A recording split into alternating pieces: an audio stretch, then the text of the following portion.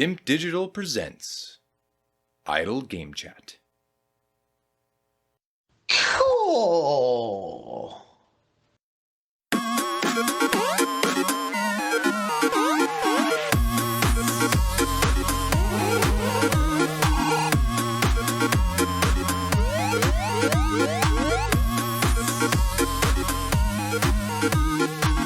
Hello, apps here from Dimp Digital. Welcome to Idle Game Chat. This is Dimp Digital's flagship video game podcast where we take you through the ups and the downs of the video game world. We are here on your favourite podcast app and YouTube, absolutely free. However, if you want to support our grassroots independent endeavour, head over to patreon.com/Dimp Digital and join the community. Hashtag and in pocket. Once again, joined by the resident referee, the reigning FGL Grand Prix winner, who's challenging for the main championship. Had a big boon come through very recently. It's Logan. How's it going? Yep, good. Feeling good after that boon that come through. Well, Puts the pressure on. it certainly does. We will definitely get to all that. The boon is what is coming, and we're talking about FGL scores and whatnot. But let's get straight into it. No dilly-dallying this week. When I do the timestamps, that intro, sometimes I see, and it's like 7 minutes, and I think, what happened there? Because I forget what occurred. This one will be as of about 2 minutes, so that's pretty good for our going. Now, we've got a bit of I blew it last week.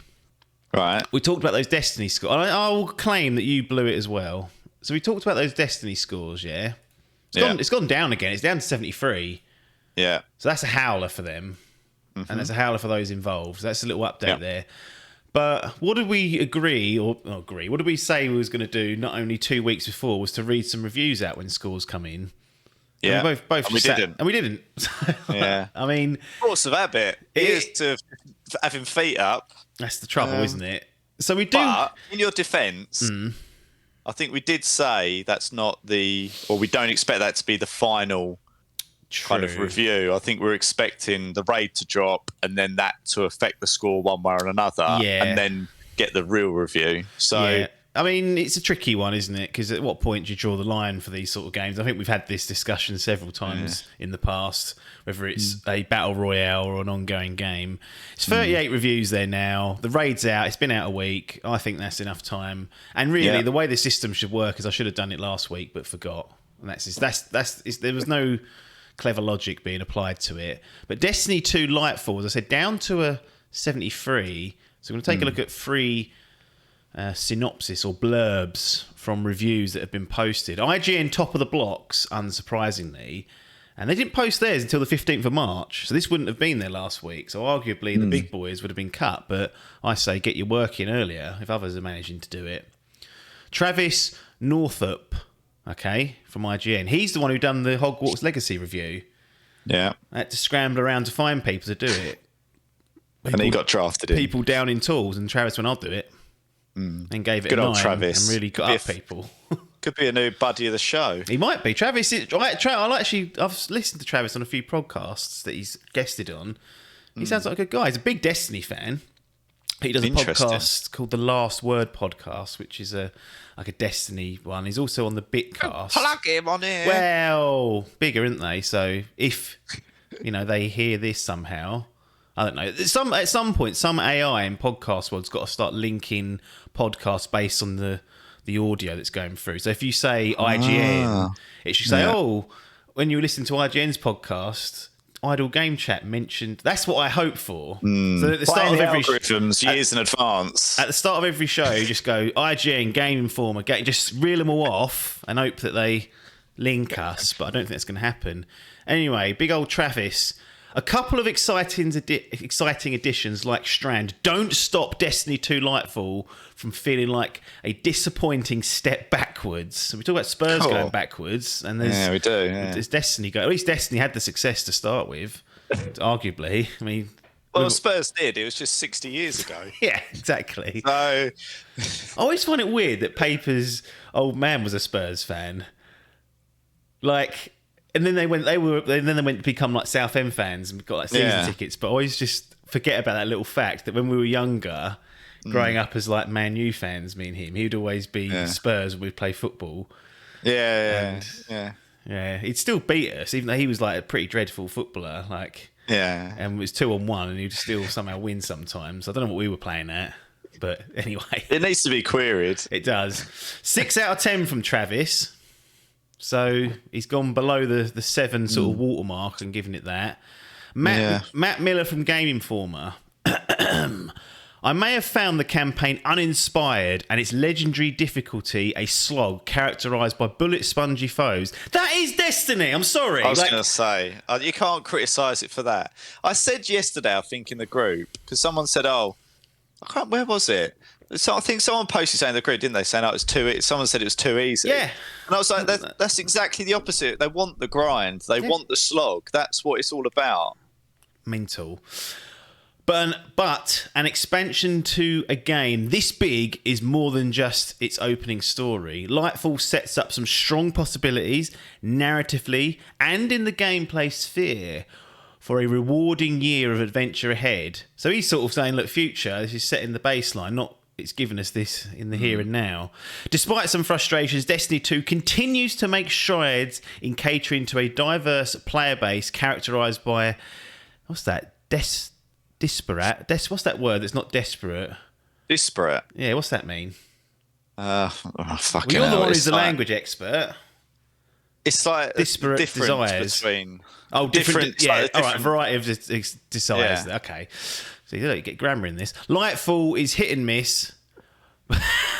But any stumble shouldn't be enough to derail players' enthusiasm for continued adventure or the excitement of seeing the epic conclude over the next year. So that's, again, he's sort of referencing what's coming next year, which is the final... That's the 10-year plan almost coming into play there. It'll be... I think it's 2014, the original mental, Destiny. isn't it? Yeah, that's what will be occurring. Matt Miller gave it a 7.8. I feel like he's let him off the hook there, basically saying, look, he's setting stuff up. And I'm like, well, this isn't a cheap expansion. Ain't a tenner. It's like, I'll quickly check on Steam, but I don't know, if it's something more, something of that price. It's got to be at least 40 quid. 40 quid, yeah. I mean, you can get close to full-blown games for that. Anyway, Matt doesn't care. He thinks that's fine. And the final one, Darren Bomtheus. Sorry, Darren, but you've spelt your Darren with a Y as well, so you're always under the cosh there. I'm not sure what you're playing at. Better than an A. I've seen AA in there. DARRAN. Darren. I've seen it. Have you? No. Oh, it's crazy what you see sometimes. Anyway, GameSpot. Lightfall's new gameplay mechanics and evolved systems position it into a turning point for Destiny 2, but the expansion is let down by the poor narrative of its campaign. So again, the narrative getting kicked basically. Why is it now getting... It's always been shit. The narrative has always been absolute crap. Again, no knowledge of this. What I will say is that a lot of people felt the Witch Queen was actually a good narrative. So they kind of... Everyone went, oh... This much of it. They proved they can do it. Getting credit for it. Well, that's not good enough, is it? You can't... No. You can't judge this. Well, you can and you should, but it's not... Nobody's playing this for this like deep Last of Us tale. No. It ain't there for that. And it ain't ever really offered that other than what you said in sort of little tiny snippets, I would suggest. So, well, who knows? Maybe there'll be a TV adaptation of this and everyone will go, good lord. It'd play Cade. Don't know. Who plays robots and other things? Who's a wisecracker? I don't. Arnie. I don't think Arnie will be able to do that. He played robots. Yeah, he did. The Ultimate Robot. He did play the Ultimate Robot. That was when that was about 30 years ago. Longer than that. Longer than that. It's 40 odd, isn't it? Jesus. Anyway, Darren gave it a 7 with a Y. Yeah. So thank you, Darren, for your input there. And that's where it leaves it on a 73. It's tumbled down, but not great for those involved. Paper got himself on the mark with Bayonetta Origins, Cereza and the Lost Demon. I mean, I don't know what we're doing with these names. And this is like a prequel to Bayonetta. It's not an action game, which most people will have associated Bayonetta with. Sitting on a 79. So below the minimum standard that's usually set within the gaming world, Paper moves underneath his sort of 80 average with that as well. So he won't be too happy. But here's a handful of the blurbs. Michael Hyam, IGN. Yeah. Bayonetta Origins is a beautiful storybook brought to life as an imaginative action adventure full of childlike wonder and endless charm. Where do they come up with this bollocks, by the way? Like, how do they... It's like... They're asking that Bing to do it, I reckon. ChatGPT. Yeah, they're going, look, I've said this, can you make this sound better? And it'll go, there you go. Use childlike wonder as a phrase. And they're like, yep, endless charm, thank you. It's weird. I do find it weird, though. Like, some of the language they choose to use in these video games. Like, and we're talking about, like, a Bayonetta prequel. And it's like all the language getting chucked out there. I just think it's a bit of a show off, isn't it? Well, it's like, look, is that not look right? It is. Well, they should write a novel. A review, though. Well, there is that. Maybe I don't know. Michael's gone for Childlike wonder. Anyway, go on, carry on. David Jenkins at the Metro. So our boys and gals over there. So David's the big king over there. D-man, I call him. Don't call me Dave, he says. I'll call you Dave now, Jinx. A peculiarly pitched spin-off that has almost nothing to interest Bayonetta fans and instead offers an Okami light experience that is so underwhelming it almost seems to run on autopilot. 5 out of 10. And that's why I like to just, if these Metro ones appear and they're high up, I like to read them because, well, they're always read in order anyway, but they do use that scale more, I would say, in line with the full scale than others. Like 5 out of 10, you'd be struggling to see that on most review sites unless the game was fundamentally broken. But Dave Boy says, look, that's on autopilot, 5 out of 10. So he's not happy with it. And usually Metro are pro Nintendo, so not pleased with that particular one. Marcus Stewart from Game Informer is the final one. Much like Saritsa herself, Bayonetta Origins doesn't look like much on the surface, but I smiled more and more as its potential bubbled up to the surface. This is an exceptional and refreshing change of pace for the franchise, and you don't even need to be a fan of the series or the action genre to enjoy it. Don't underestimate what this pint-sized spellcaster and her demonic partner have to offer. 8.8 out of 10 for Mr. Stewart. Good lord. Pint-sized. Real range. Wow. So look, that's sitting there on that Switch. We know it doesn't get booted up very often, but does Bayonetta Origins tempt you over? They're saying it's not for people that are fans of the series, old Mr. Stewart here, and that you haven't even got to be a fan of action games. Your little nice adventure, little palate cleanser. No. Well, I think that Nintendo ain't for palate cleansing. No? Is it?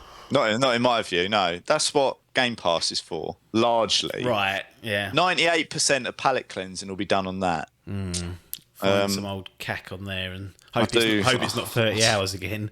I do need a palate cleanser. I've played some long games lately. Yes. Football Manager's getting to me. Is that not a palate cleanser though, Footy Manager? No? No. I mean, it's not stressful, but sometimes you just need. It's like it's endless. That's the problem with it. So you can just go for 12 hours one day and be like, right, next day 12 hours. Like it can be like that. I've played God of War, Ragnarok, and Hogwarts Legacies in flight. So some chunky games there. After this, Hi-Fi Rush as well, which wasn't it was planned. Sort of semi. It wasn't planned, and it was semi palate cleanser, but not really what I'd class as a real palate cleanser. So there is room for one if one can surface, but not putting hand in pocket for it, are you? That's the thing. It shouldn't have to. You already put hand in pocket for Phil. Yeah. I mean, technically it is hand in pocket, but nothing's cropping up there on that Game Pass. It's been... Well, here's the thing. I don't know if you agree with this. When I say I put money into Phil, I go, look, is whatever it is a month, or I pay for years up front, I say, here's my money. I don't know what you're going to give me, That's the fact. You're sort of giving him cash up front and saying, do something with loot it. box. Well, mate, that will come to that, I think, at some point. My perspective is, I give him money, he goes off and does something with it and comes back with the goods. Yeah. So when I see that there's going to be toot being put on there with money I've given him, it annoys me. Do you share the same kind of a perspective? And now I know there's more value than what's being offered there, but sometimes when I see certain games, like when something like Atomic Heart comes out and it's not all that good, I think, I gave you money and that's how you've rewarded me. It's probably the wrong perspective, but I feel like I'm sort of paying into this system, and then what I get back is what I get back, and I expect crap not to be wheeled out to me. But obviously, it's impossible with the amount of games on there that you won't get a few duds. I mean, I'd largely think, as long as I see what I would perceive as a good return on investment, I'm okay with it. Like, yeah. What? So say it costs me, if I did the full, I think it's like 11 quid a month for the ultimate. So if you're paying that, you're paying 130 quid, give or take a bit a year. Yeah. So for that, I reckon if I can play one game a quarter. What if they were worth a tenner though, like Norco was? That was 12 quid. Yeah, but the way that I see this is you've got to play it with a long game. So sometimes you'll get, this is where they get we played Outriders, right? If we'd bought that up front, 50, 60 quid. Wouldn't have been bought though. No, yeah, I know. But and would have saved time. And this is the other thing, the other currency of time, which you don't get back at the end of the month, flushed.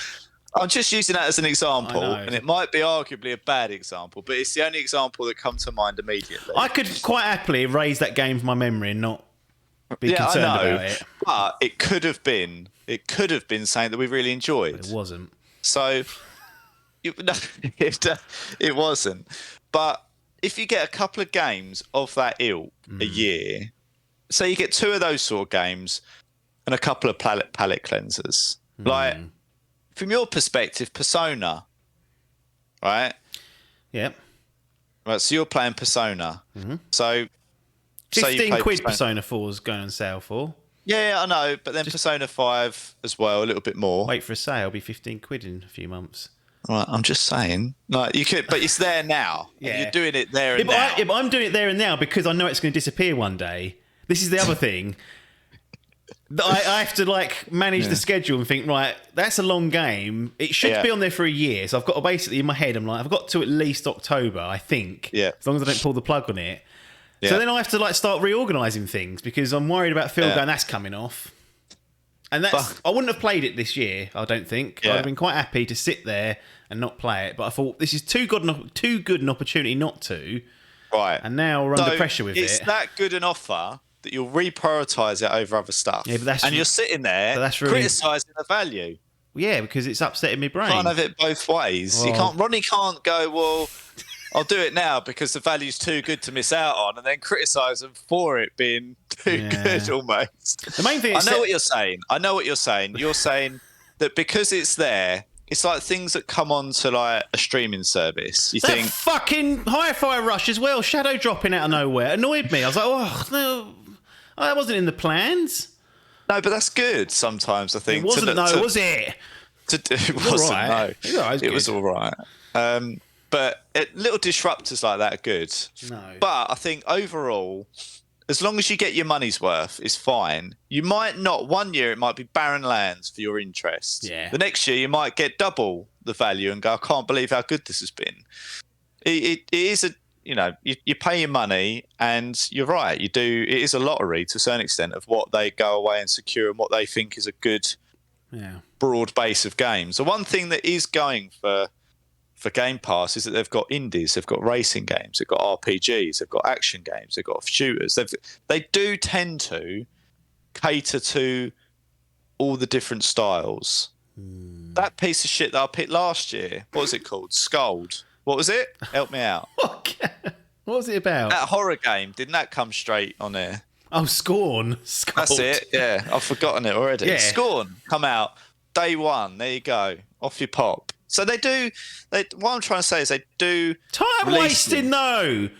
Well, They don't have checkpoints at the back end of the game. 2 hours of I'm not progress saying being it's lost. good. This is my other point. You end up prioritising value over time. Anyway, that's the thing that set me off was when I saw that they were going to put Exoprimal on Game Pass, which looks dreadful. And I think, what are you doing with my money, Phil? I mean, the way to solve this would just be go month to month, and then if he's not producing the goods, you pull the plug on it. Yeah, you can do that. If I'm going to just play, let's say, for argument's sake, Resident Evil 4 Remake, I think, that'll take me a month to get through. I'm not going to play anything else. There'd be no reason to have it, but I've done this thing where the cheap mode was to get up front. Anyway, I'm moaning for moaning's sake. I just like to rattle that cage, because that's almost like a new religion now, Game Pass.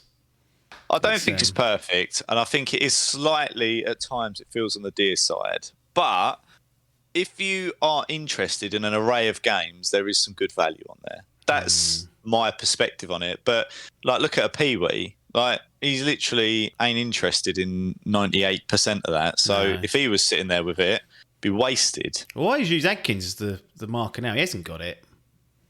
Like, yeah, but he's chucking everything on that PlayStation, which I find a bit odd as the primary. Better controller, innit? I mean, it is. That can't be disputed. It's actually quite jarring now if I play a game on PlayStation with that rumble. Even if most games subtly put it in, I pick up that fucking Xbox One controller. I'm like, it just feels like a bit of plastic now.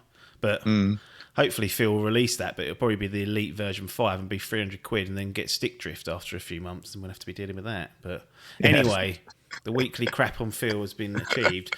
Resident Evil 4. This is the 2023 remake. The reviews have dropped, which I was completely unaware of when the embargo was. I assumed it would be Wednesday, closer to the release, but it's not. They're out now, so you can see what the reviews are. You've got this in your team via Adcock, who you picked last. He was left last, actually, if I remember correctly. Look, I'm not going to apologise for that. He's done that to himself. Well, to be fair, you didn't make a decision. Parky did. He he got to choose who was the last pick, and he said, "Look, you can have Adcock," and in placement, I think he chose Salmon. So Adcock with an 81 versus Salmon's 80, and also now he's just given us an 89. A 92. It's up to hot off the press. Adcock to 93. Up to 93. Okay, well there you go. Yeah. That's going to be floating in around those low to mid 90s for a while. But anyway, the headline is it's in the 90s, and it's the remake of Resident Evil 4. You've got it, which is a massive boon. Adcock, as we said, has got it in his team. Number one pick for him. Yeah. And we'll talk about how that shapes up in the table just in a bit. But let's take a look at some of the reviews that are out there. We've got Tristan Ogilov from IGN. The Resident Evil 4 remake is the series' most... What's that? You can't get away with Ogilvie. What is it? It can't be. Ogilvie. Ogil. It's got to be Ogilvie. When What you did I said say? that, I was Ogilov. It can't be that. Yeah, you're probably right. I might use the first names going forward if that's going to happen. No, I enjoy it. No. The Resident Evil 4 remake is the series' most relentlessly exciting adventure, rebuilt, refined, and released to the full extent of its enormous potential. 10 out of 10. So, talk me through this quickly. Go on. Because wasn't there a Resident Evil 4 that come out semi-recently, or have I got that completely wrong? What was the date of it? That's a good question. I think it was like 2004 is in my head. Right. But they have re-released it several 2005 it was originally. They've re-released it several times. So it's been out on pretty much every console you can wave your stick at. Recently they did a VR version of it. So that was actually either last year or the year before. So you may have seen that, the new Resident Evil 4 VR version, which again is meant to be a very good conversion of that.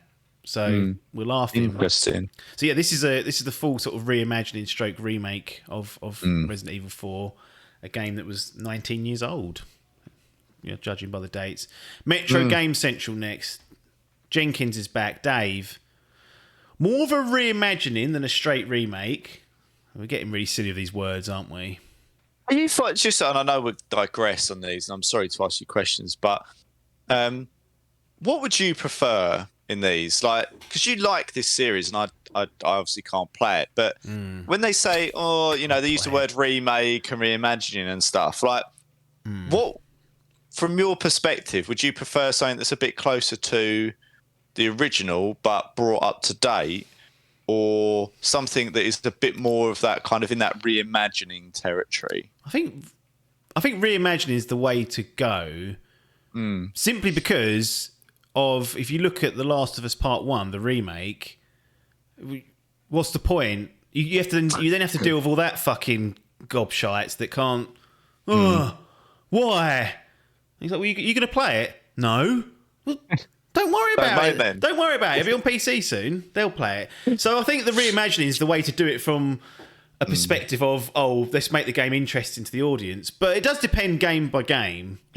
Something like Metal Gear Solid 1 needs to be reimagined. You cannot just port that game up and shine it up. It just won't work fundamentally. It needs to be redone. So Resident Evil 2 is the best example of that. You got Resident Evil 2 OG back in the 90s, like this tank-controlled, fixed camera-based game, completely re-engineered and brought into a third-person, over-the-shoulder, modernised kind of survival horror genre. I have still maintained one of my favourite games of last generation. So that's the ultimate version of a reimagining, when you've got games so old that the mechanics really... You don't want to be wheeling around tank... people say, oh, they're great still. No, they're not. They're not great in 2023, I'm sorry. And Resident Evil 2 showed exactly why that game was light years in front of that game. It's probably the best Resident Evil game to date, I would say. The best one ever made. Well, you could argue maybe 7 or 8 because they're first person, but I prefer over the shoulder. So I'll always say that's like my favourite. And it's such a great game, almost universally acclaimed, like this one. So the reimagining remake, I think you have to keep some of the core elements, and you want to straddle the line of that. And a straight remake makes sense for some games, like what Blue Point did with Shadow of the Colossus. That was probably the right decision. But even that, they like cleaned up the controls a little bit. But that's still, as great a game that is, and it really is a great game, it still feels a bit archaic at times because they've retained all the sort of original core controls and mechanics. So it really does depend on the original game, I'd say. The source material is ultimately the key. Like, The Last of Us Part 1 was remade, a straight technical remake. Didn't really need the mechanics change because it was competent. There's all these things that have happened in the last couple of generations that have modernised and standardised controller setups, controller layouts, how cameras work, etc., in 3D spaces. And anything that's sort of pushing against those, I guess, pushing against those standards need to be relooked at. Whereas Resident Evil 4, the original, widely seen as one of the trendsetters for modern day third person games. So there's actually not so much to do on that front, other than you can kind of move and shoot now, which was one of the things that would be a sticking point. So that's my long answer to that. Yeah. No, I think it's just interesting to understand and you're right, I think, when you say it depends on the game and the type of game, the age and everything. If the story in the original is cack, why not reimagine it? Why not take fucking liberties with it, really? Yeah. Because you're not hurting anyone at that stage. Like, that's why The Last of Us didn't fuck about with it. They went, nah, we're not even going to change one fucking breath of this script. It's going to stay exactly the same. And it's the right decision. Yeah, exactly. It's just some people, and you still see it today with things like GoldenEye or whatever, they're just sort of like, it's almost like this, you can't touch it. That needs touching. That needs absolutely ripping up and redoing. Like, it's garbage. Like, when you look at that and people are trying to play on like the old control settings, it's like, why can't we just accept that things are better now and it's okay for that to be the way? No, like, it's okay for that. Like, you can say that was brilliant at the time. Yes. But now things have moved on. Like, I've always said, things just like aiming down sights. Like, it's clearly better that way. So can we just universally accept that and install it? Like, and things like that. But everyone goes, oh no, it's, because of the whole sort of retro nature of it and everything. It's like, well, go and play it on the bloody N64 then and get back to me. Like, go and play on your 5 frame. Yeah, I mean, I totally, completely agree with that. It's a real... There's no harm in saying... for a modern day release or nowadays, we would do things differently. Same, but drum brakes on cars. Cars have got better. Well, have you don't they? want to go and get in a 1970s car and go, that in every single way is better. It ain't. Ain't it safer. just ain't safer. And you'll drive it and you'll go, cool, this feels 50 years old. Yeah. Like what you would go, if you had the choice and someone went, oh, we can give you that. Like the new minis, whatever it is, you can hark it back to that and go, they've taken it, kept the essence and gone, there you go. And people love it. I just find the idea that some people think you can't touch this stuff strange. I think I can understand the perspective of where the original game's not available somewhere to play, like on a modern platform, because then you're kind of replacing it. Yeah. And, you know, there's nostalgia built into all sorts of games, you know, and people want to play those. I think that's totally fair, but I don't think the new version or the updated version should not exist because of that. Yeah, absolutely. You know, it's not down to the people making that new product to erase. You know, the guys that own the license and for the original should be sorting that out, which may be the same overall company, but the people on the ground making the game won't be the same personnel. So yeah, people do get attached to old stuff, and I see it, and I do wonder if in 20 years' time there'll be games that release, because I kind of see the 360 and PS3 era where things started to get ironed out properly. On consoles, at least, for like controlling and button mapping and things like that. Then PS4 and Xbox One, it was like, okay, we kind of understand the standards now. Anything outside of that will be seen as an outlier and often is called out. And we've just continued that. I think that's a good place to be in, that you can pick up a controller depending on the perspective and the type of game it is. And usually, without even needing to be looking at any button prompts, you could work out the basics yourself. Yeah, and I think that's handy just to have that, because it works. There's no point messing around with things that don't work. So, yeah, there's definitely... I wish things were preserved better. So that's the only thing I would say. The old stuff does deserve to be around in its old ways, even if it's just to teach people, don't do this anymore, because it don't work. Keep the mistakes out there to remind you not to dabble with it again. But I'm always pro remake / reimagine / remaster. I'm like, get everything onto current platforms in its best shape. And if I want to play it, I'll play it. If I don't, I'll leave it. It's really not. It's really not a big deal to me. But yeah, that's that. Davey boy, where were we? Yeah, sorry. More of a reimagining than a straight remake, but despite the difficulty in recapturing lightning in a bottle, this is what people think of it, this is both a loving tribute to the original Resident Evil 4 and a great game in its own right. 9 out of 10. That's high praise from Metro. They'll only give Nintendo stuff 10 out of 10, so that's about as high as it could have expected. Blake Hester of Game Informer. The Resident Evil 4 remake is about everything I could have wanted. 9.5 out of 10. Good review. Well, we blame Blake for that. That could be OpenCritic using pulling out a really poor version of it. But the way this sort of area works is that's how it goes. But yeah, I mean, I don't need to say that if I'm interested in this, I'm absolutely looking forward to this now. I do wait on reviews just in case there's some sort of technical disaster. But you know, a 92/93 doesn't suggest that, and just reading the small passages suggests this is just on target to be as good as Resident Evil 2 remake. So I'm 100% committed to doing this. I stayed off playing the demo. There was a demo that released a few, and I was like, shall I? And I was like, why? I was like, why does it even spoil the fucking feeling of it? Like, it's a couple of weeks away. You do that. If it was a few months away, I would. But it was literally like 14 days. I was like, I can wait. Like, I've got. Why do you think they do demos? That seems like a strange thing. It's a bit of a... It doesn't really happen these days, does it? But no. I suppose to build hype, and it's a marketing tool more than anything else. I don't think it's really for people to try the game and go, oh, I don't know if I like this, because it's such a small segment of the game that I think it's more just to get content built out. You think the amount of people that made videos... What do you think? Because I used to go and get PlayStation magazine and get me little demo CD and play all the little demos on there. What cost does that come at? I don't know. I didn't pay for it. No, I mean, in terms of like, does that cost us something down the line? Do the gaming gods say, well, you can't have demos and the game, so there's going to be a 10% knock in quality of the game? If it's just an added extra the way you're positioning it, then there's no reason not to. I'll say, yeah, absolutely. Would you play them? I think there's a couple of things I would, but only things I'm not sure of. But even I get frustrated with demos because they're always like chuck you in some At way some through. random yeah, point, and you don't get yeah. context of the way the controls work. You don't get to build your repertoire. Usually they just chuck a load of powers on you and stuff, and you're like Forspoken, for example, that turned out not to be that great in terms of reviews and something that I was kind of cold on anyway. But the demo just made it worse for me because it's got quite a complex magic system, and it just sort of drops you in there with too much stuff to do, no context of how the world works. So you just sort of, I was running around, I was like, this is not enjoyable. But the game itself seemingly wasn't up to snuff anyway. So yeah, I think they'll be handy. I don't know if I would necessarily take as much advantage of it as others, but people will argue that when you've got Game Pass, you can try those games with no penalty. But Ronnie don't do that. I don't want fucking one achievement for a game that I tried and didn't like. Pathetic.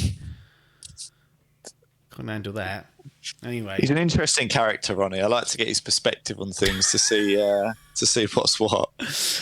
Resident Evil 4 for you. Is it going to be watched at least? Yeah. Okay. Yeah. 100%. Yeah, it'll get watched. I find them interesting to watch. I don't know why we've been through this. It happens. Yeah. Steve can allow it. Yeah. I'm weirdly, I look forward to it as well. I look forward to people streaming it so I can watch it. Good. Excellent. Right. How does that leave the Fantasy Gaming League in terms of updates? So the Grand Prix, Biff's still in the lead. He's the one with 6 games out.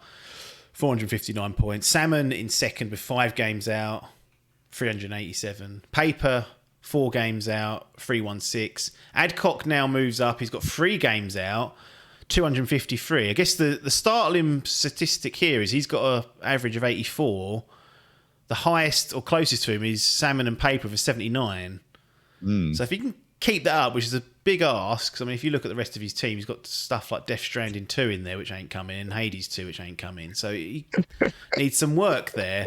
Hall sitting down in 5th, 2 games out, average of 77, and a score of 149. And we go into the championship. Your main interest here. Yeah. 4 games out, so you've got a game advantage over Parky. Average of 87 after 4. Points 341, 1 transfer made. Parky on 3 games, an average of 78, 234 points. You're 107 points in front of him, meaning if from now until the end of this, which is a long, long way to go, you just matched whatever Parky got, you would win. This feels like Arsenal now. Like, should be seeing this through, but can still blow it because there's still a lot of time to go in reality. So how do you feel about this? Experience. This is getting in the lead and trying to stay there. They always say it's a hard thing, isn't it? Can they blow it? Whereas Parky has been there and done it. So, when I looked at that lineup I had, and we've been through this, I've pinpointed that Homeworld 3 and Suicide Squad as the liabilities. Yep. Suicide Squad gone, so dealt with. That Homeworld 3 is still a bit of a concern. But I think other than that, I remain relatively confident we should score reasonably well. Yeah. I mean, we've got Star Wars coming up in the next sort of month and change. Zelda lurking, Final Fantasy 16, Pikmin 4, Football Manager, all sound solid-ish. And then Homeworld 3, which is probably the outlier, as you said. Yeah, basically. But the good thing is, if I can get, if I can get a couple more games out, get ahead a little bit more, that takes the pressure off of Homeworld a little bit. And then I can be less concerned about, do I need to sub it? And if so, what for? I'll ask you this question. You don't have to answer in case Parky listens, but I mean, does that mean it'd be more options for you to transfer out, or would you be more inclined to leave it? More inclined to leave it. Because it's always a gamble when you transfer. 40. Well, it could, but it's unlikely it'll get that low. I've seen it. It looks like, well, yeah. I mean, theoretically, the lowest it would go, I would think, would be high 60s. Like, it's likely to drop somewhere in that 70 mark, I think, anywhere in that range. That would be my calculated gamble for it. So whatever you're doing, again, you're kind of going, I need something that's probably 85 or above to make that worthwhile because of the penalty, and it's all that whole thing. So it's like and I want to give paper a chance with it, because let me tell you now, if I sub that game out and it does well, I will not hear the end of it. No, you won't. Yeah. So, but conversely, if I can leave it in, it does shite and I still win. I get all the bragging rights, because I could go to paper and go, you nearly cost me, I'll put faith in you, I've still won it. Yeah. So that's the ideal scenario that I want to go for. But I need to get enough credit in the bank to make it a viable option. Interesting. Well, we're going to call this segment to a close. Yeah. That'll do us. Now, live reactions from you on this one. You may feel slighted in some ways. That pisshead returned. Yeah. That pisshead Adkins came back and he said, give me that Hogwarts legacy. Yeah. So that is what's happening after this. All right. You've been cut. That's fine. Takes the pressure off, doesn't it? Well, I asked you in the week, like, how are you getting on? You was like, I'm 25% through the main campaign or something. And I was like, Yeah. I ain't going to give him the hurry up, so I'm just going to leave him to it. Yeah, I mean, to be honest, I don't know at what point I'd be ready to review that. It's taking me... I'm probably taking my time with it, I think, more than anything. And I'm not in any real rush to see it through. So, yeah, get it in there whilst it's still topical, I would say. So we've got Hogwarts Legacy coming courtesy of Mr. Adkins, who's played it through to credits and done various side activities and whatnot. So you'll hear all about that for the back half of this podcast.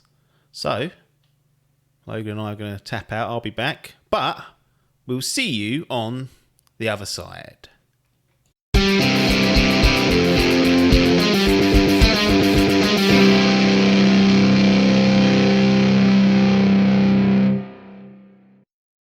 Here we are then, back with some idle game chat to close down this edition of the podcast, joined by the 4-time Gaming Quiz champion, it's Tom Adkins and Adcock. How's it going? I'm very good, mate. Yourself? All good. All the better for speaking to you about a little-known game called Hogwarts Legacy. Hogwarts, cool. So we're here to dissect what's going on there. Lots of noise. Cards on the table. Well, this is there what ain't we'll get. no fucking table. There ain't no table for this one, but obviously lots of noise outside of that. But we're here to talk about the video game itself. You've rattled through and completed it, and we'll get into perhaps some specifics on that later. But as this is a Harry Potter game, I think the sensible place to start with these cards on these tables is what's going on with you in this Potter universe. Potter universe. Wizarding world. I don't know. I've only seen the films myself. Yeah, and that's it. All. Have I seen them? Yeah, I've seen them all, I think. I have seen them all. I'm not a huge lover of them, to be honest. They're all right, aren't they? They're not like... They're fine, yeah. You got to read the books, though. Yeah, well, I ain't going to. See, that's the thing. I ain't going to read them books. It's not happening. But it was sort of, you had... a bit like Star Wars and Star Trek. I felt you had Harry Potter and Lord of the Rings, but then you're neither. So both got goblins in them. That's why I don't like exactly. them. So I sort of always never really got into the old wizarding world. I watched them as a kid. One of my first memories was going to see the Philosopher's Stone at the cinema. Still got the ticket somewhere. It was about £2.30. It was. Was that 2001? God, yeah, it was, 2001. God, poor pup. So did you not read the books even as a young... Because I didn't when I was younger either. I don't remember, no. People say, oh, yeah, we read them at school. I don't remember reading it at school. I didn't get that presented to me. No. Of Mice and Men. Of Mice and Men, was it? That's all I remember from it. And they did the old, what's his name, Shakespeare stuff as well. Oh, cool, yeah. Hamlet and all that. Hamlet. I just remember singing Samson, shave your nut in the assembly. That's all that was left to it. That's it. But no, I watched all the film. I remember watching the films because the missus was into Harry Potter, and we went to that Harry Potter world in London. So I was like, well, if I'm going to spend the fucking day there, I suppose I better watch these bastards.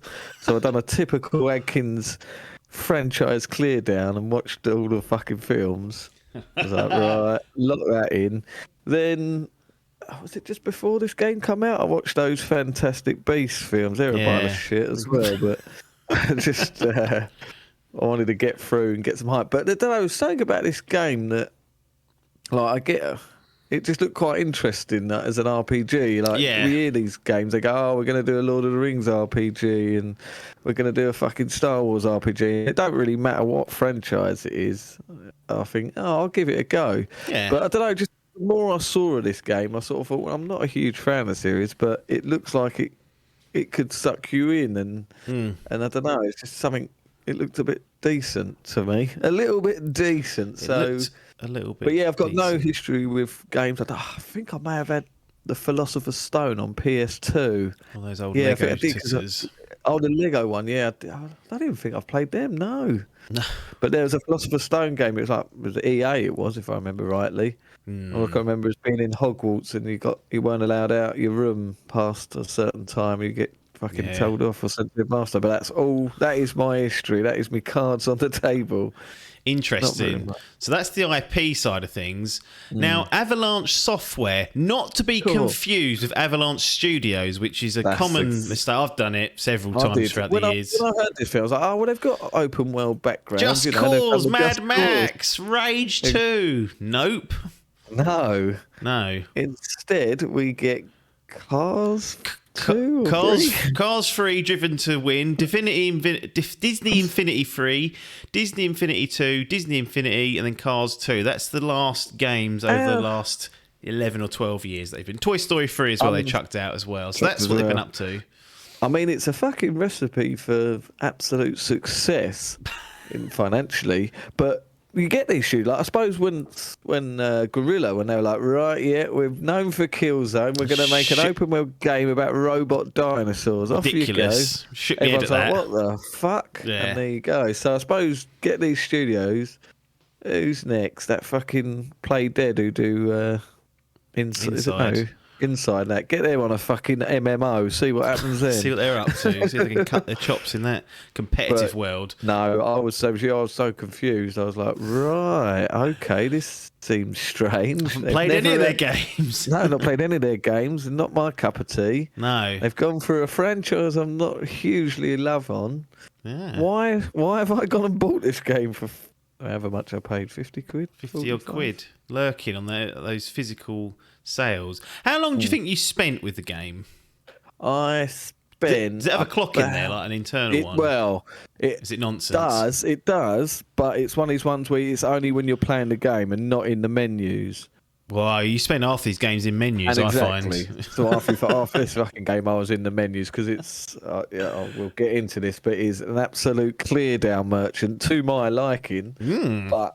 so I'm constantly in the menu. So it doesn't record that, and plus that fucking PS5 timer thing's all over the fucking show. Yeah. But I think when I clock credits, my timer in the game, this is not in menus, was about 45 hours. So I reckon I'm around the 50-hour mark, I'd say. Okay. Just shy of it, maybe.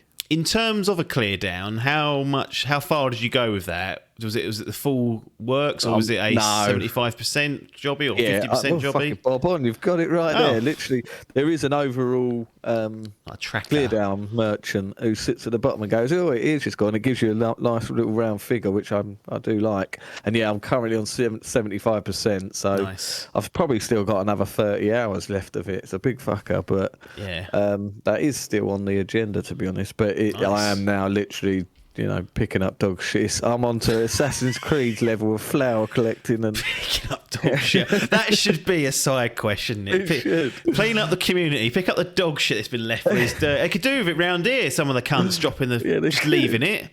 Fuck me, there's footpaths. Yeah, they are poor. Must be worse for you when you take kids out for walks. You have to dodge them around all the shit. Fucking cat shit all over me fucking stones.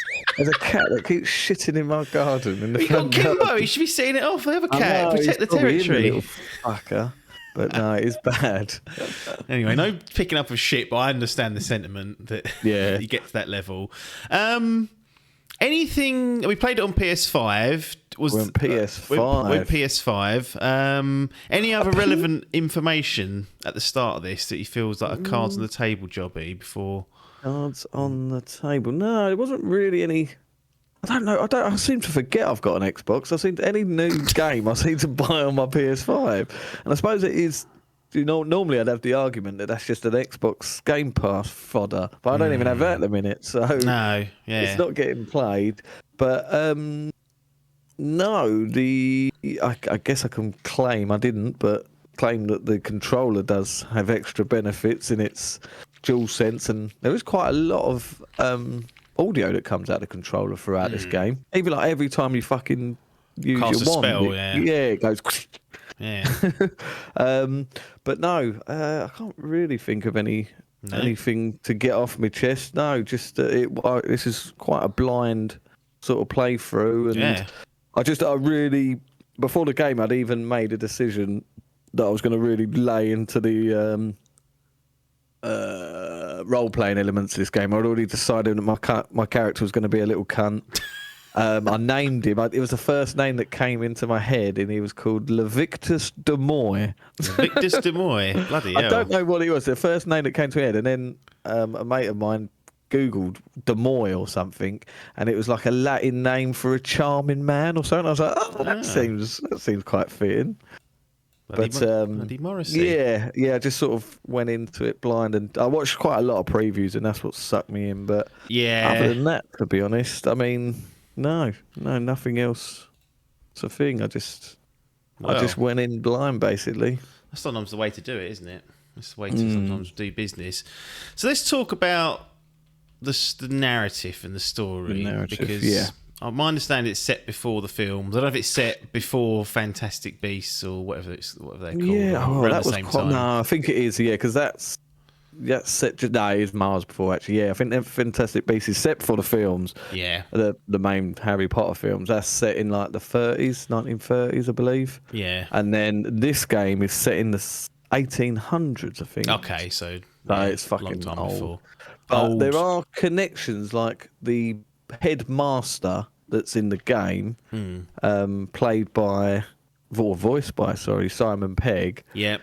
He is, his face is, there's a picture of him in, I don't know, Dumbledore's room or something. Or in the films, there's like a picture. Oh, okay. And, so he's in there. So you wouldn't know that unless you'd sort of seen or read that. No. Like that's Exactly. So it doesn't come out and expressly say, "Oh, look," or make that connection. It's just like if you knew that, or someone you'd read on the internet and saw it, you'd notice that's who it's. That's what I did. I was like, fucking hell! So there are, and like obviously all the tendrils. Yeah, exactly that. There are there's like all the houses are the same, and there was a video I watched after, and it was like a comparison between the parts in the Hogwarts castle and the areas in the game compared to the movie, and it was like I was like, cool. Because it'd been about 5 years since I've watched the films. Yeah. I really was like, oh fucking hell, they really have made it like almost fucking like for like. It really is incredible. So there's so much fucking Easter eggs and lore for the real Potter nerds. Those potheads. What's the basic kind of setup for the story then? Obviously, you're a fifth year. It's a bit of a weird. You imagine someone like year 5 rocking up in the middle of Wakefern Primary. Oh. You go, what's there? So you're. I don't think you're an exchange student, but you just all of a sudden come into in the 5th year of your fucking. I don't know if they have it. Do they have a different kind of Kes? Is there a Kes Hogwarts? I don't know. There might be. There might be one. But if it's a primary school, I just think, he was quite young, wasn't he, when Harry went there? So is it a primary school? Or is it one of these ones where they all stay? I think it's like you go when you're about 11 or something, and then you do 5 or 6 years. I think it's more of a. Well, by the end of it, he's like 30. Yeah, that's true. Yeah, that is true. That's just as time passed. Fucking Dumbledore. So it must be taken. But you come in as a 5th year, and you're sort of a bit renowned, like a bit. People know you. You're like, oh, it's this new thing. Oh, but it's the Moy is well known. No, it's all to do with this ancient magic. You can straight off the bat, you can see this thing called ancient magic, which is like something. It backdates to all the old founders of the the houses in the school and stuff. And there's like this story over. To be honest, the story is probably its weakest point. Not it's serviceable, but it's one of those stories where it's that you're not playing it for that. It is a narrative-driven game, but yeah, it's not one of its strongest points, to be honest. But yeah, so you come into the Hogwarts life as a fifth-year student, and then there's some sort of like it is the goblins of. It pretty much starts the same as Philosopher's Stone, where they go into that what is it, that bank thing? Do you remember that in the film? And they go down to the revolt. They do the same here, and there's like a book that's missing, and it's all about like this. Basically, it's the goblins are doing starting like a revolution against the wizards, and this goblin wants this ancient magic so he can take over Hogwarts basically and get rid of the wizard kind. Yeah. So it's pretty much a sort of box standard story. You got your sort of villain and your protagonist, and there's some good decent characters along the way. There's like characters that are like Weasleys. Like I say, there's so much for the potted. Not those fucking idiots. Those not them, but Weasley. I don't want their ancestors in it. I don't want that family. I want that family wiped off the earth. They're lurking. But, so that's pretty much the basic premise. Just typical sort of baddie versus thing. But yeah, basically it's goblins. So what's a goblin? Goblins are bad. Here's what the store page says on the PlayStation Store. Hogwarts Legacy is an open world action RPG set in the world first introduced in the Harry Potter books. Embark on a journey through familiar and new locations as you explore and discover magical beasts, customize your character and craft potions, master spell casting, upgrade talents, and become the wizard you want to be. Experience Hogwarts in the 1800s. Your character is a student who holds the key to an ancient secret that threatens to tear the wizarding world apart. Make allies, battle dark wizards, and ultimately decide the fate of the wizarding world. Your legacy is what you make of it. Live the unwritten. Ooh. So that to me, like, you can tell me if this is right or wrong. That says doesn't say that explicitly, but I'll read that and think, is there choice and consequence lurking in this? And this is the big thing. Like I said, I really wanted to go into it with this sense of RPG. I wanted to be the biggest cunt in the school. I was going to be, what was his name? Dumbledore. The little shit. Malfoy. Malfoy. Yes, Draco Malfoy, was it? Well, yes, there you go.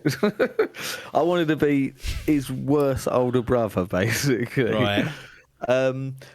But it didn't allow me. It says there, decide what you're doing. It didn't allow me enough. I wasn't satisfied enough throughout the game. Yeah. With the choices that I could make. You had your typical, Witcher-esque conversations where you had different options and you could be a bit of a cunt, but they were never ones that were 2D. It always seemed to sort of pick you back up again and make you a nice person. I was like, it's pushing me towards being nice. I want to be a cunt where they're going, I had to do a side quest for a girl and it was going to collect these fucking balls. I can't remember what they were.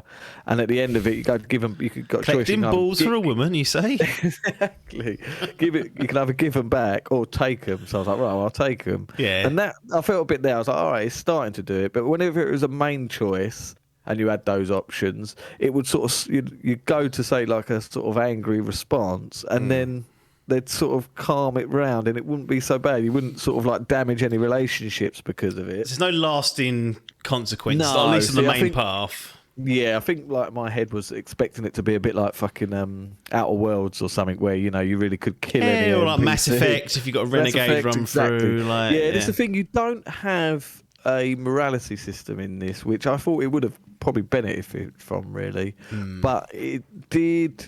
There are sort of multiple endings, as I believe, that you can go down that sort of line, but it's not something that you could literally make that last decision. You could be good the whole way and then make a decision, right? And think there's no morality. But I thought that probably could, to be honest, that would have probably done it a bit more favour. Yeah, interesting.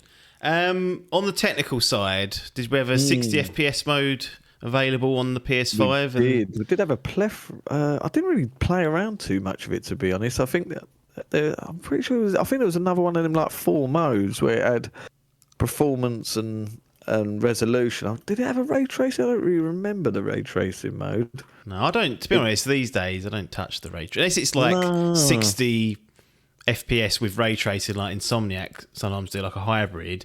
I don't bother, like, because it's so you turn it on to 60. You think I'll just look at the ray tracing mode. It doesn't matter how nice it looks. It feels so awful. Feels nice, right? So there is. So you've got fidelity mode. Ah, okay, yeah, there was. I meant fidelity with ray tracing, performance, balanced, and HFR performance, which gives you about 60, 70. Because I think there's a 120 mode. I think there's quite a fair old amount, but I just stuck it on performance. So it was, I don't know what it is, probably 1440p at 60.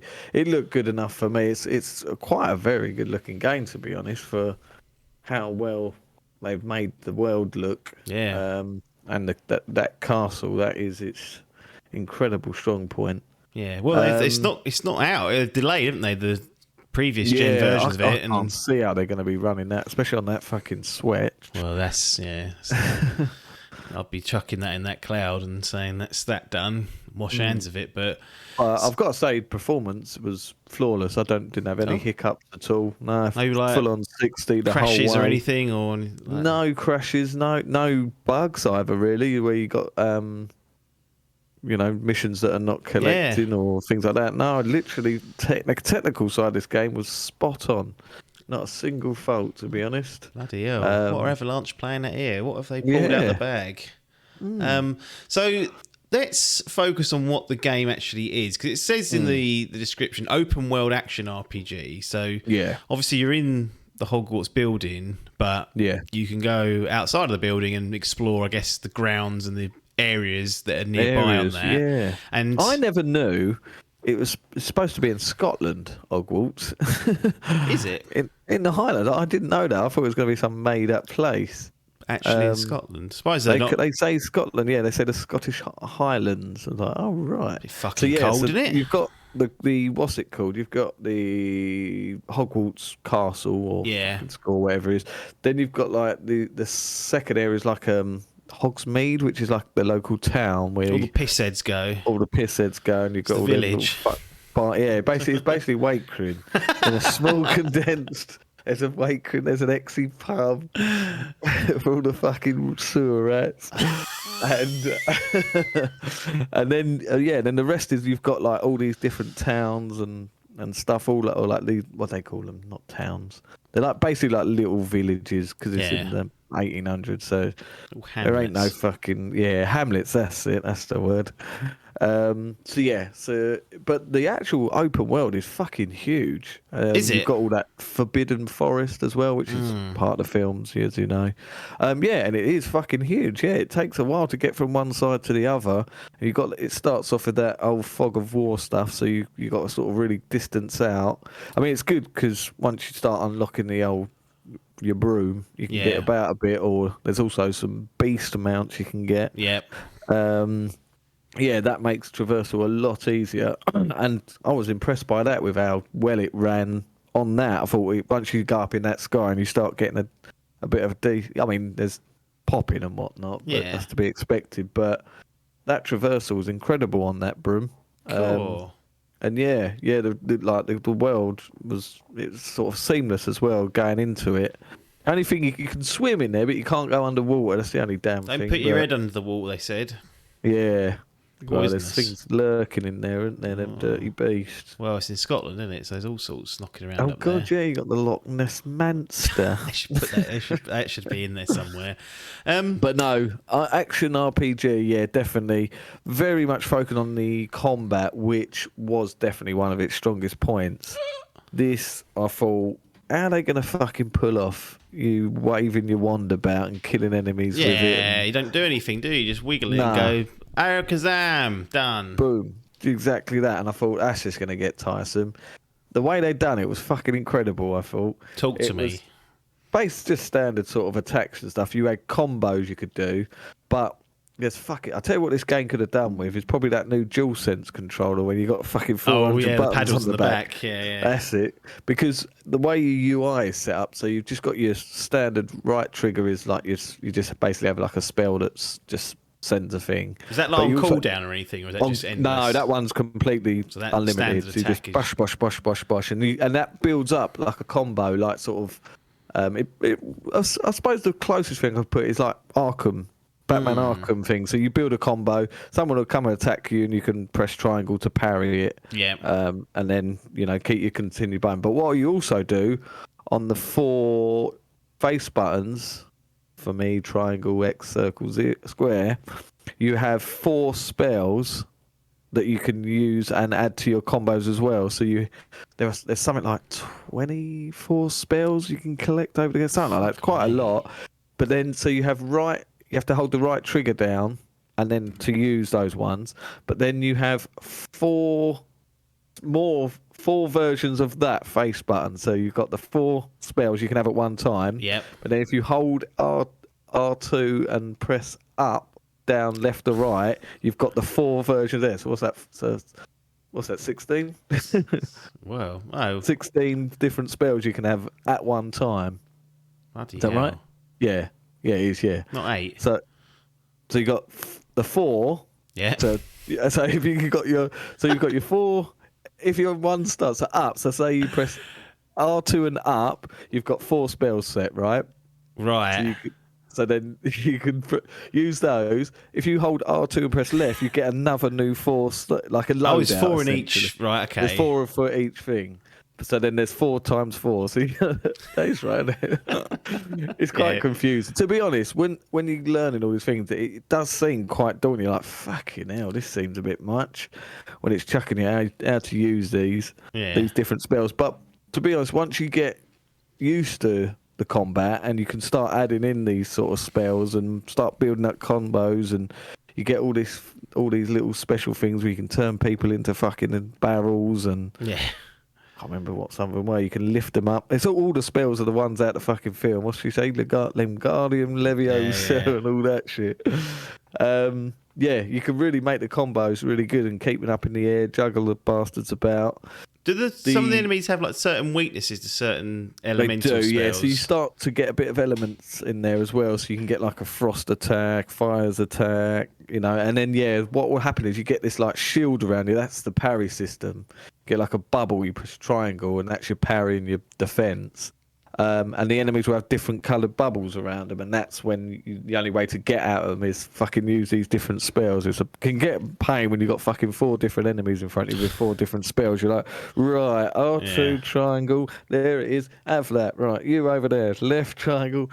It does seem overzealous at first, but like I say, it is there. It's not as convoluted as I'm making it sound. I'm doing a bad job, but it is like it almost is like it's sort of like a mix of Batman and Devil May Cry. The sort of the sort of variety you can choose and the sort of weapons you have at your arsenal. There's a lot, but the combat is very Arkham combo orientated. But the enemies as well, you've got shitloads. It's not. This ain't, what was that last game we all played? And it was like I suppose no one played that. Avengers, where one of the biggest criticisms of that game was like you're just fighting the same fucking things throughout the whole game. Well, with this, you've got a plethora of different enemies. You've got fucking spiders, wizards, fucking goblins, orcs, goblins, other shit. But yeah, very good. The combat and the spell system is incredible. Very good. Wasn't expecting it to be as good as it was. No. What's the basic kind of loop of the game? Like what sort of loop did you fall into? Because there's a lot to do here, and obviously it being an open world, you could just go off and do stuff. Clear down. Or did you... Yeah, exactly. So basically what you've got is works I don't know, I wouldn't say it's I suppose like a Persona game, but you've got your school life as well. So you all go through the game and there'll be like you start off with a main mission, and then what happens is you get these things called owls, which is like post, someone coming to you with a mission. Yes. And they'll go, right, you've got your main missions here, which is, go to this class and learn this spell. Or you'll have a side quest of, this student wants you to go and help them go explore and collect 10 flowers or 10 fucking balls around the thing. So missions come in as like you get side quests and then your main quests, and you can choose to do whatever you like. There's also like relationship missions you can do as well, so you get certain characters that you get. I'm pretty sure because at the beginning of the game you pick which house you want to be in. Yeah. I'm pretty sure the characters that you have the relationships are all the same whichever thing you pick. Right, okay, yeah. They're characters within the game. Yeah. So it'll come up with like the main mission, do this to progress that. So you can fuck that off and then you can go and do these side missions, which are normal most part like fetch quests. There's dungeons, there are quite a few dungeons in it, but the thing that got me, that I fucking suckered to, you have this spell right off the bat which is a bit like what's that fucking mode in Batman, or like eagle mode, eagle vision. It does that, but it's called Revelio. Investigator mode or something. Investigate. And basically it shows you around the area. But what you do is they get these things called, I forgot the fucking name of them now. They're like little basic scripts that give you a little piece of lore. Yeah. So if you go up to, like, you go into that great hall and you go up to the desk or whatever the main bit, and you go Revelio in front of it, it'll bring this little scroll out. And then that comes out and it'll give you a little sort of lore piece of all about this, all about that. And there's like something like 900 of those fuckers over in the world, and I just found myself just fucking doing that, just going, cool, I wonder what's in here, cool, I wonder what's in here. What do you get for a reward for that? Is there like little XP boosts or little spells you can get? Boosts, there's some spells, there's gear as well, you get like pieces of gear and stuff. But to be honest, a lot of that one, that's just like a little lore boost, so that just helps you towards your overall 100% score. I was doing that. What else is there? There's like the puzzles in the thing. The best thing about this game is that fucking castle. Yeah. That castle is incredible. Like the way they've done that. There's secrets in there I've still not found.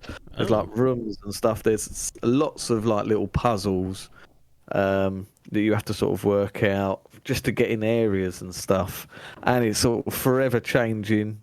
You've got like spells that you can sort of like, if you see a bridge that's broken, you can repair it and stuff. It's fucking, it really is incredible, really. But yeah, there's lots of puzzles. But yeah, lots to do, lots to get on with. Lots to do. The main thing about this game that people look at is, I mean, you mentioned it briefly earlier about flying around on that broom. How good really is it flying around on that broom? How does it feel? It feels very good. It feels very good. Although that's all you can do.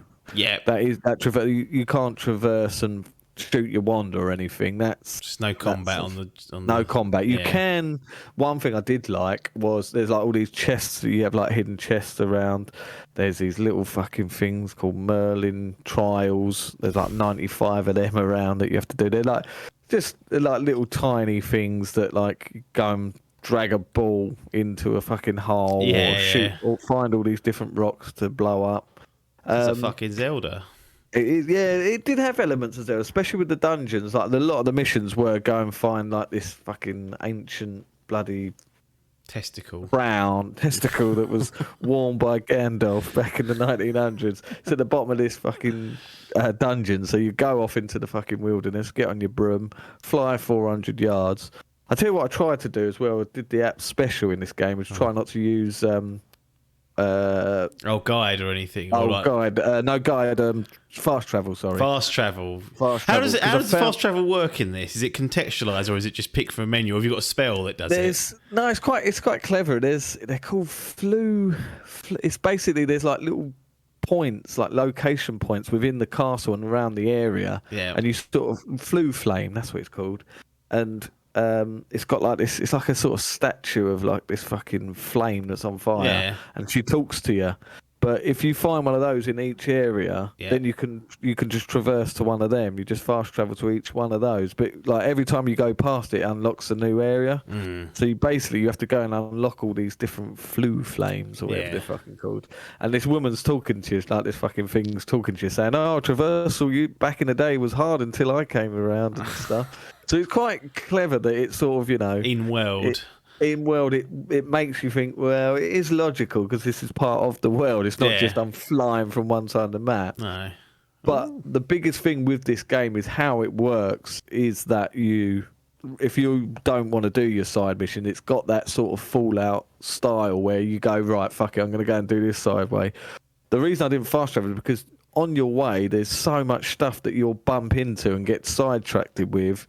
You'll go into a room and think, fuck, how do I come? There's like doors that you've got all these puzzles on, and you're like, right, I've got to work this out to get in here. Then you'll go into there, and then there'll be a side mission. Then that'll start off a fucking collectible thing, and I'll be like, right, I've got to get these 10 fuckers now.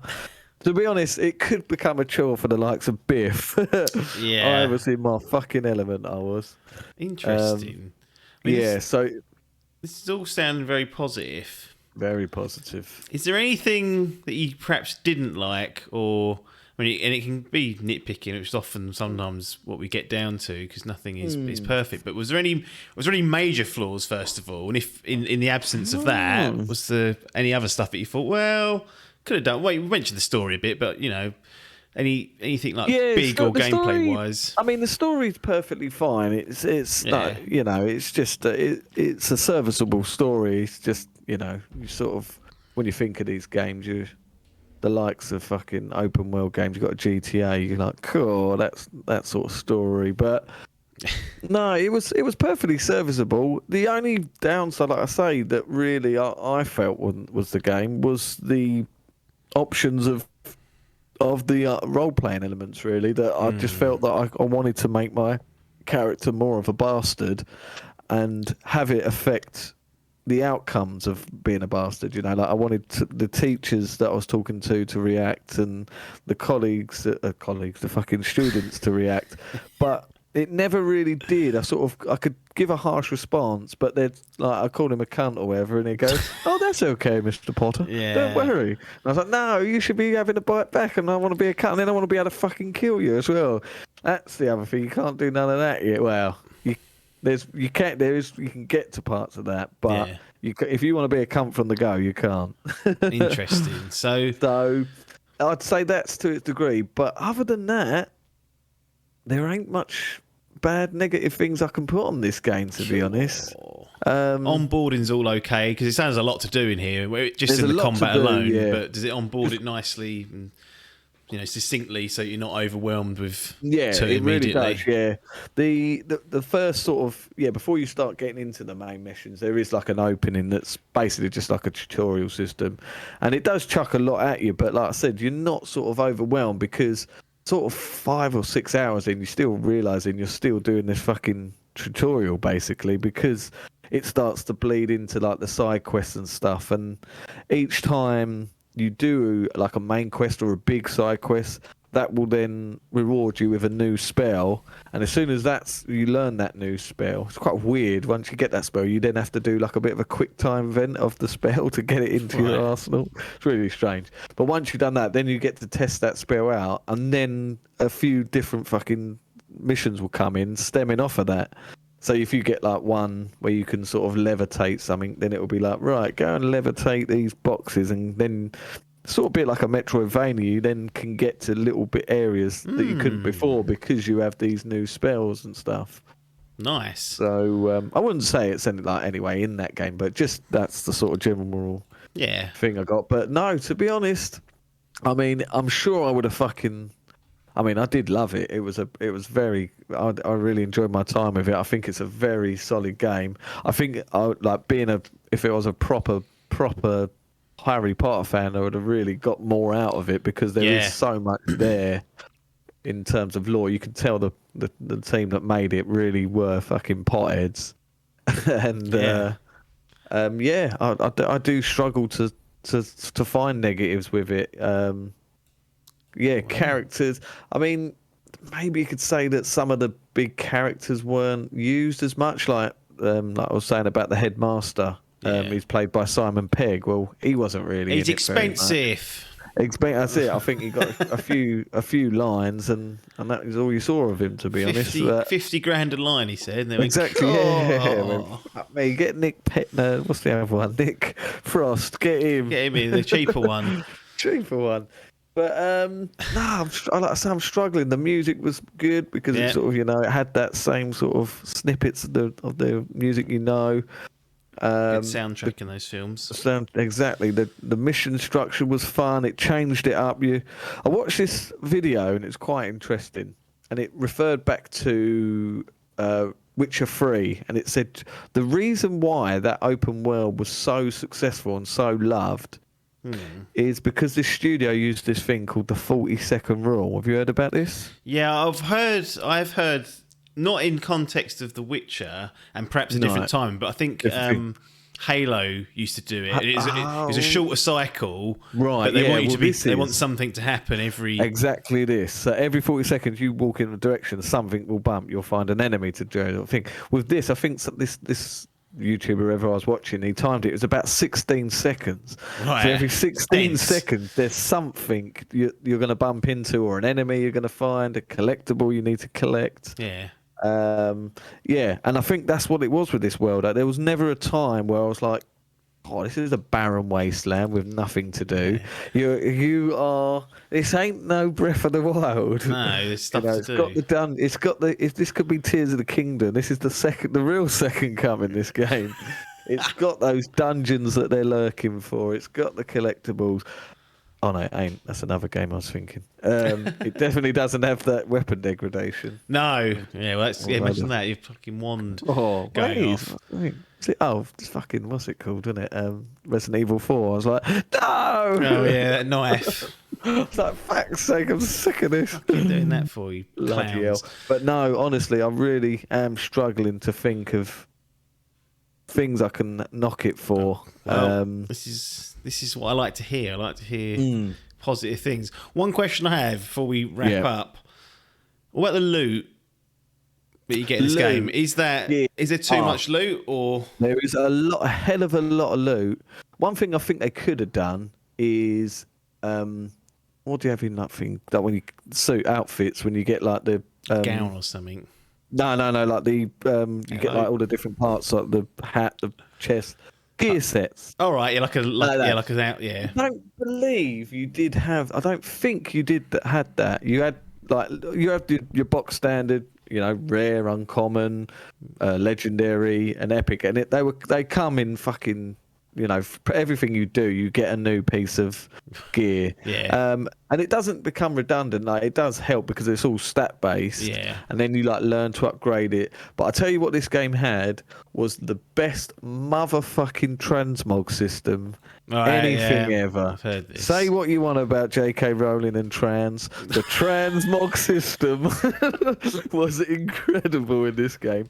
So basically, any gear you find in this game, the cosmetic version of it instantly goes into your transmog. Right. Okay. So the thing with what was the last game? Fucking Cyberpunk.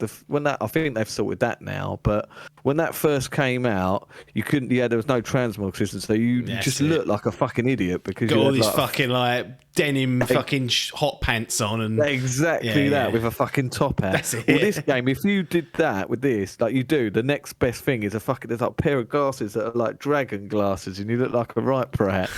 But from the get-go, you can choose anything you find in the game instantly goes into it, and you can overlay that so you carry on. You get the stat boost, but look and that, decent. But you don't have to have that. So if you delete that from your inventory, so it's not taking up room, you still get that as an option to think. Does it cost you like resource to do it? Or no, it's completely. It's incredible. It's so rewarding. It's very good. I think most games should do that. Yeah, no reason not to, is there? Incredible, but yeah, the loot system was good. It started to get, you could like add different what do they call it? Talents, talents was like the skill tree. You had that. There was some good things.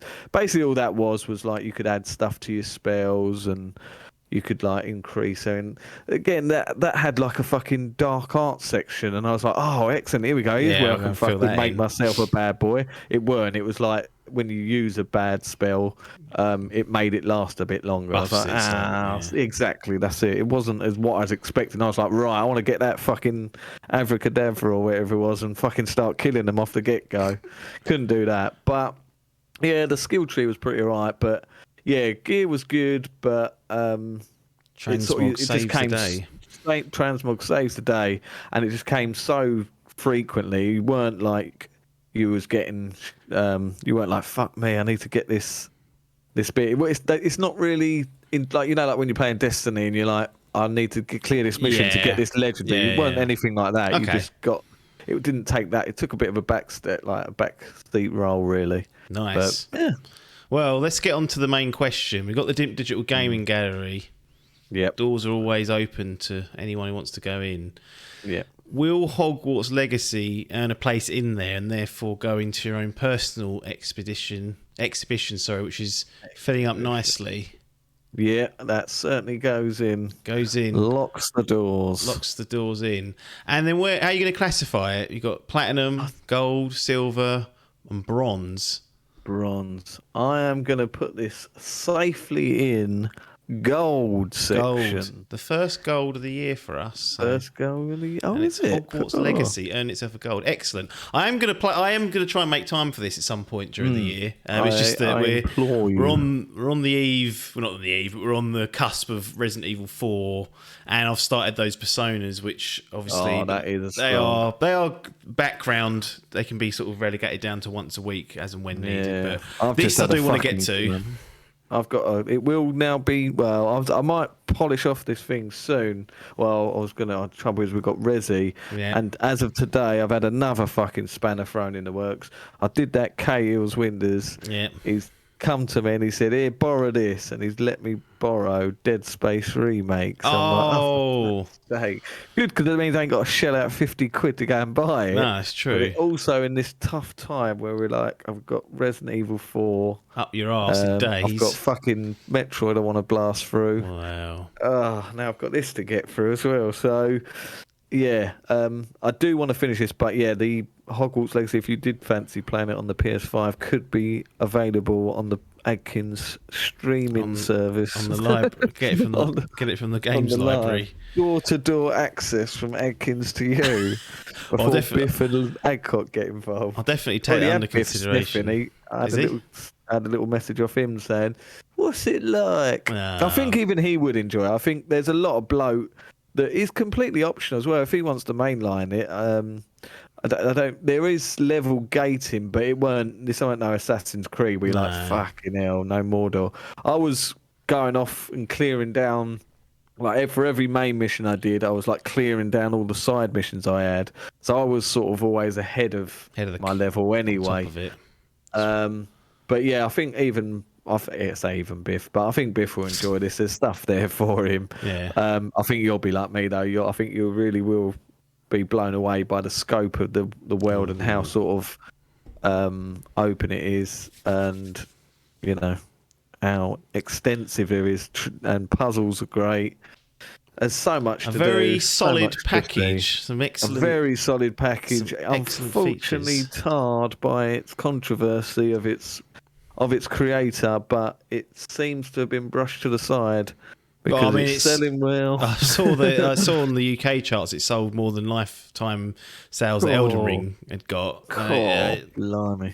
People obviously, I think the reviews came in and were pretty good, and I think that's helped it. But Harry Potter's probably bigger than anyone really knows, and the fact that we've got seemingly a great game out of this, and your opinion has been very positive. This is promising. I'm definitely going to try and make the time for it at some point. I'm interested to see what they do, certainly with DLC as well, because there's a certain omission from this game, which a lot of the Potter fans will be annoyed about, but there's rumours that could be included in DLC.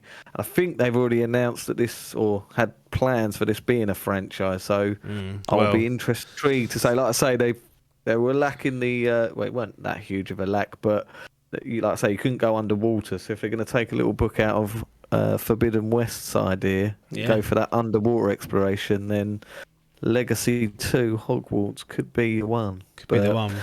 Well, I'm definitely a fan. It sounds like a bravo for Avalanche Software, who probably overtake Avalanche Studios now in the pecking order of prestige after this.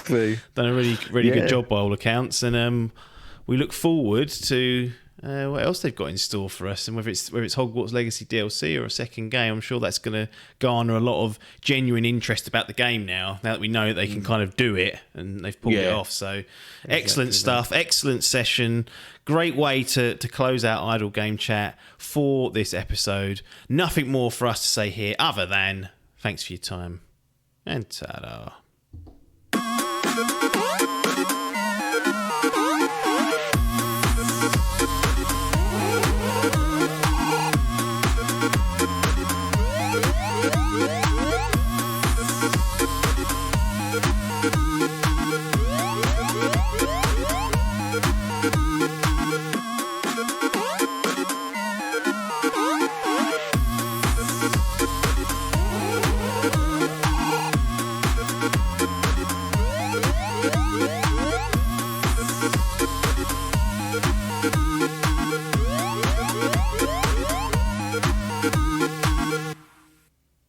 This was a Dimp Digital production.